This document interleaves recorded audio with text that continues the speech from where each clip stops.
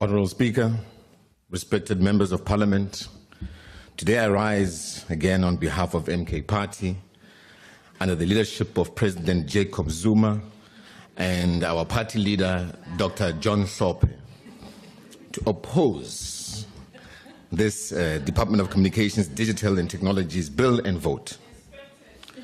Well, such shall be the case. The bill perpetuates economic inequities and fails to address the needs of the majority of South Africans, particularly our most disadvantaged communities in the rural areas.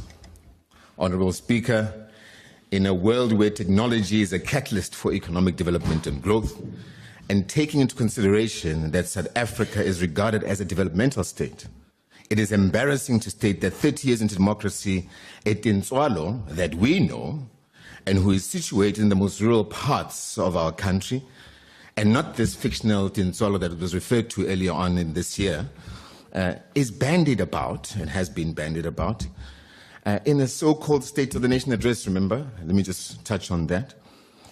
Continues to find herself in a communication desert just because she's black and poor.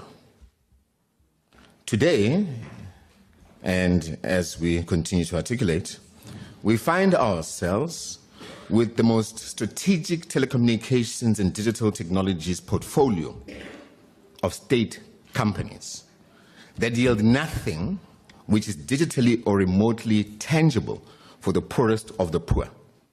Now, we as Mkhonto Wesizwe, the only solution, as many have come to realize, have identified a policy posture that aims to address and end the perpetuation of an undemocratic and unconstitutional digital divide, which will be brought about by this farce of a government formation, the so-called GNU, that differs on simple issues of policy.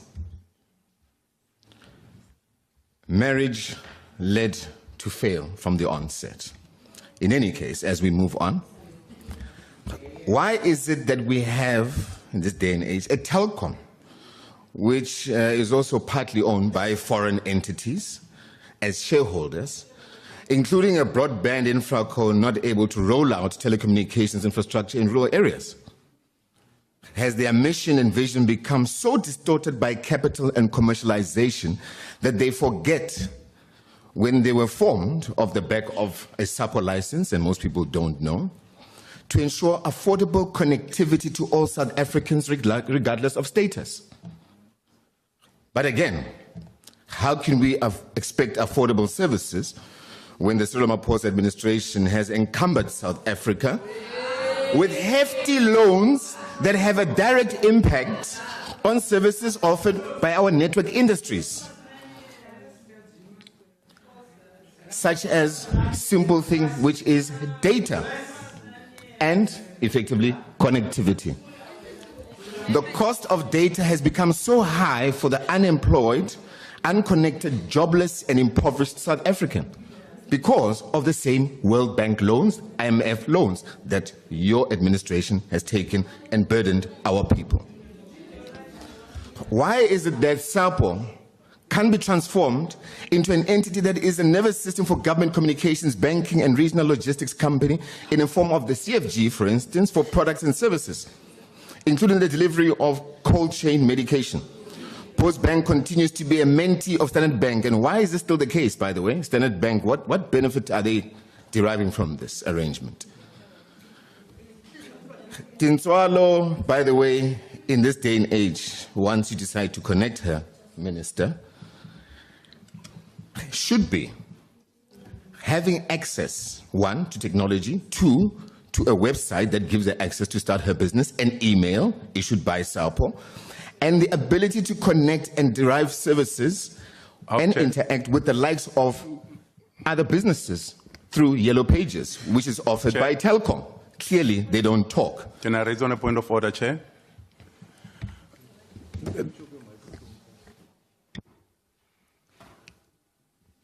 Honourable Member, what is your point of order? Thank you, Chair. I apologize, Honourable Ndhlela. I just want to check if there is a parliamentary to record proceedings by members. I see one member is recording the member on the platform. Thank you, Chair. Honourable members, in terms of the rules of the National Assembly, you're not supposed to record. So please desist from doing so. The broadcast is live. Order, honourable members. The broadcast is live. It's on YouTube. You can access it there anytime afterwards. But honourable members are supposed not to do that. Please desist from doing so. Please continue, Honourable Ndhlela. They continue with their attacks anyway, to stifle progress. We talk about cybersecurity, yet the same telecom, by the way, who was hosting sensitive systems of the elections cannot answer why system went down for 2 hours where our votes disappeared and led to us not getting our 2/3 majority. Why is it that in this digital age we don't have an entity that is specifically going to focus in the form of an agency on cybersecurity and in focus intrinsically so on the securitization of government systems? It's clear that even ComSec in this day and age is unable to fulfill on that mandate.